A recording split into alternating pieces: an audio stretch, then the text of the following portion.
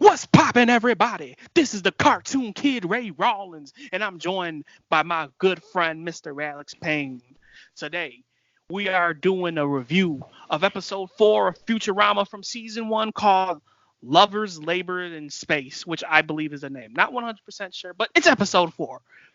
So, as usual, with Alex Payne being the Futurama professional, come and give us that breakdown of the episode. What happened? Let us know what it's all about. Well, this episode is about. Um, I guess it depends on where you want to start. I'll say this episode starts off with Leela pretty much talking about how she can't find any man, even though she looked like a weirdo.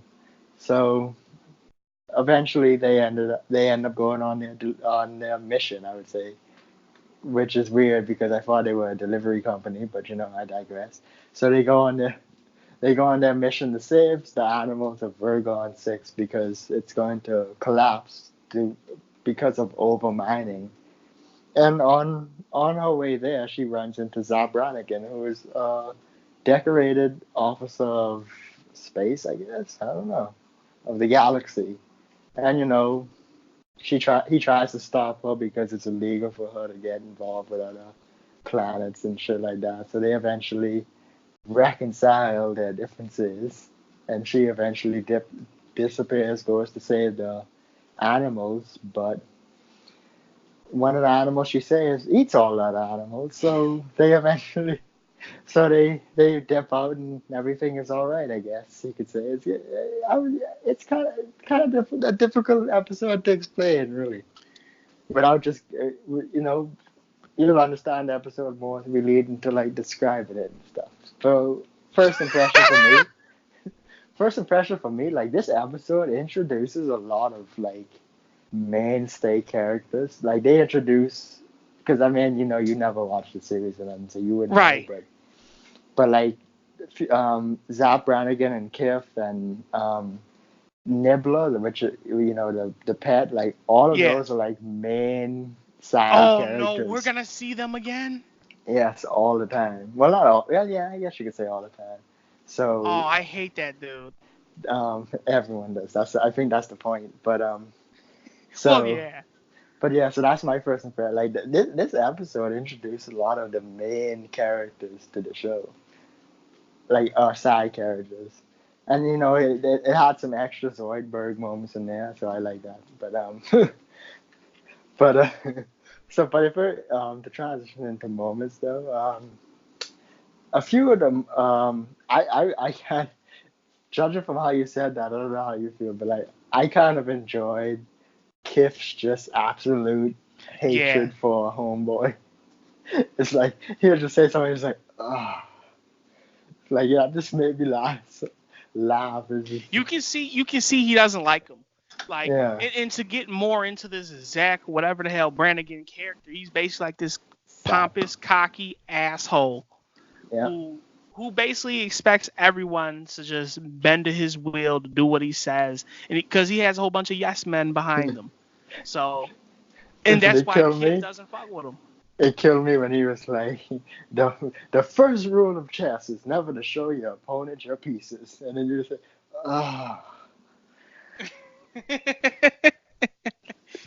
I tell you, it's just so stupid. basically, he when he was trying to save the people from the planet, I think was that Leela's planet. Now I think N- about it, because it was for one-eyed people. No. Well, I mean, No, okay, it was that one-eyed animal there, but that wasn't for her people. It was okay, just, okay. But basically, they just did that for the gag of Fry throwing the net over Leela instead of the actual horse thing. okay, okay. But basically, he basically explained like the way he ended up taking care of the whole situation was just kept sending wave after wave of soldiers um towards these kill robots.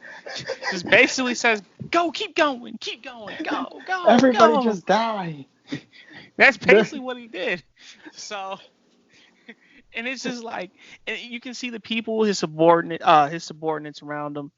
It's like, man, this guy really isn't as great as people portray him to be.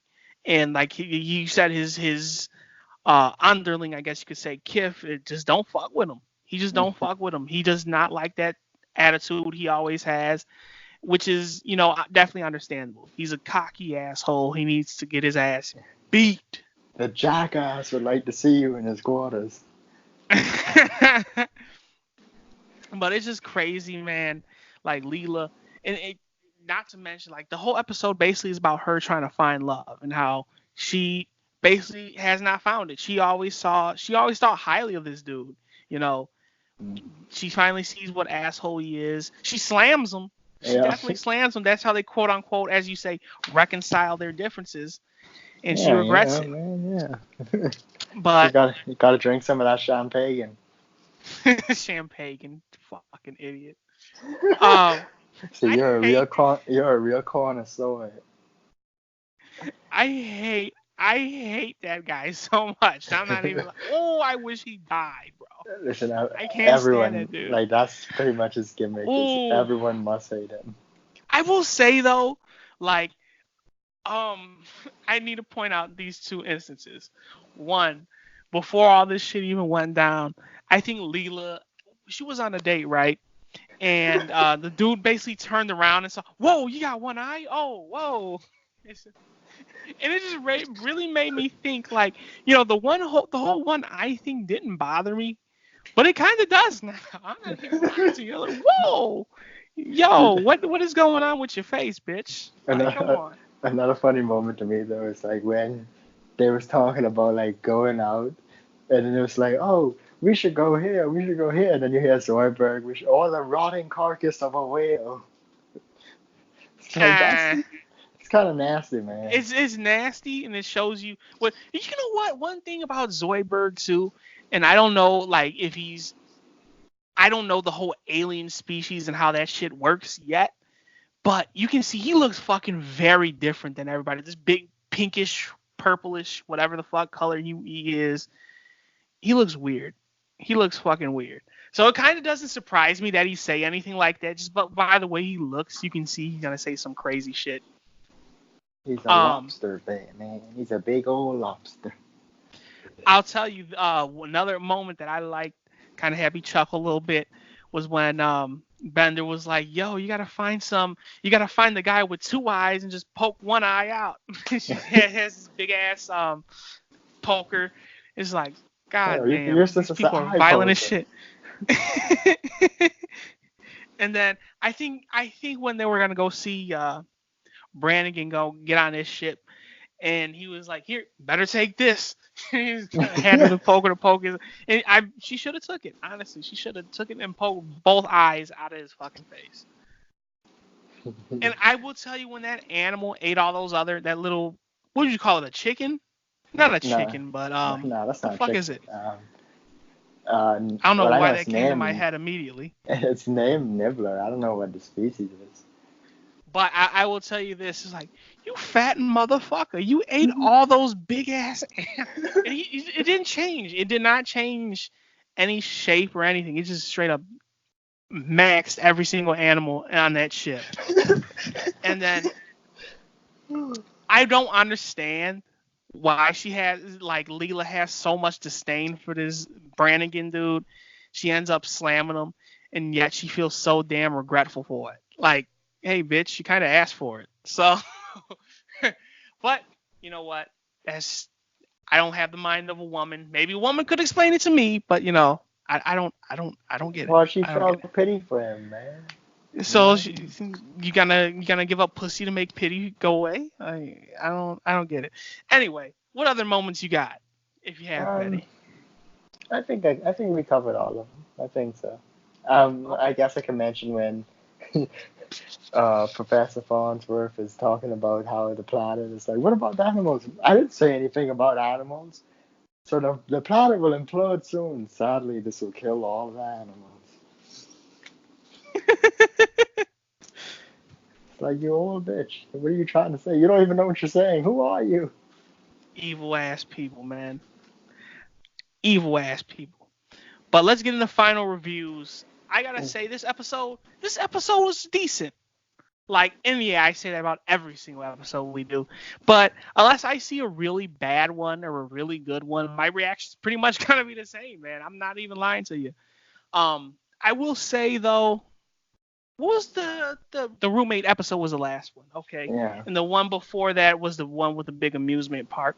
So On I the gotta mall. say, Yeah. yeah, I gotta say this one was kind of like average. Would you say? Would you say it's average? It's not like Yeah. anything super big, but it's like okay. I'm not definitely gonna talk bad about it, but this episode did feel special. It just felt like another continuation of the series. They're on another mission and whatnot. No, nothing too big happens here. Um, Overall, like you can see that Leela obviously has trouble finding love because that whole one eye thing. And honestly, if you need cartoons to emphasize like a real life thing, the main thing you can take from this is that everybody needs love, regardless of how you look. Um, Everybody needs love. You might have some type of physical deformity or have a disability or whatever the hell. Everybody needs love, even one-eyed alien bitches. And when you might as well just let niggas know that hey, I got one eye. If they don't, if you're on like an online site or whatnot, they'll be like, oh shit, because they won't pull up on them like that one dude did with Leela, like, oh whoa, you got one eye. Oh yeah, no thank you, I'm good. It's basically, listen, I thought you that dude had was two eyes. that that dude was cold. That dude was cold as hell for that shit, man. That dude was cold as hell. But I will say this though, like that's the main thing you can take from this episode. Um, as far as you said, they introduced a lot of main characters in this, which is I guess cool. But just looking at these people, man, I hope somebody kills that Zap dude. I'm not even lying. I hope he dies. But overall, like I said, this episode, story structure wise, was pretty decent. I'm not even gonna lie to you. It was pretty decent for what it was. It was average, but it had damn good story structure. You get to learn more about Leela and who she is. Um, Obviously you get a couple good Bender moments in there too. I fucking love that robot. And Fry, he didn't feel too much like a huge major part of this episode to me, and he wasn't supposed to be. So he kind of took a little backseat on this one. I just like the fact, like I said, you get to learn more about the side characters. You get to learn more about Leela, how she is personally, and that she actually has a heart. She fucking smashed a cocky ass asshole just to make him feel better. But I will say this episode was pretty darn decent. So I'm gonna give this one a nice solid 7 out of 10. I think I'm right there with you. I mean, again, this episode has the issue with me of I watched it a little too much, Right. so that's a bit of a factor for me on my enjoyment scale of it. But I still like watching it this time. I've still enjoyed it pretty decently. I enjoyed it more than I thought I was going to actually. But so I would say I think I would give this episode um I think I think I'm gonna go with yeah, I'll say a 6.5. Okay. All right. You're always one little increment behind me. But nevertheless, that's our review for Futurama, episode 4, season 1, called Lovers Labors in Space. I'm the cartoon kid Ray Rawlins, and I'm joined by Alex Payne. This is the Cartoon Channel where we talk cartoons and we do it daily. We will see you when we see you. Oh, and as always, before we get out of here, can't forget, man, if you like what we did, hit that like, hit that subscribe. If you don't like what we did, hit that like. Hit that dislike. And then, as always, man, you got some cartoons you want us to review, any specific episodes of Futurama, SpongeBob, whatever, man. You got anything to say about this episode? You like it? You didn't like it? Toss your comments down in the comments box below. And now, with all that being said, we will see you when we see you. Peace.